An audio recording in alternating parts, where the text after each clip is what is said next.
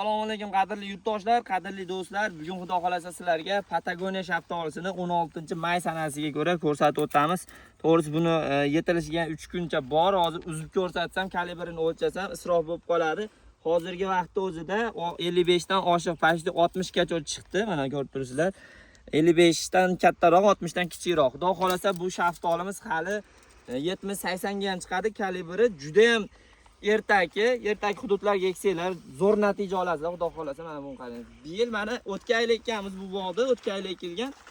Bu yilda mana 2 kilo, 3 kilogacha hosil olgan. Hamma tupi shunaqa olgan. Gilosimiz bilan yoshi teng. Bu yerda mana Svitariana giloslari ekilgan. Mana buni qarang.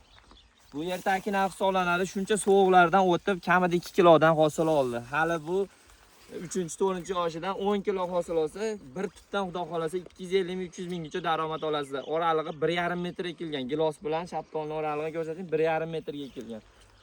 Qisqasi bu gilos katta o'yinchi shaptolidan maza qilib daromad topa olasizlar. Eng ertaki navlardan biri.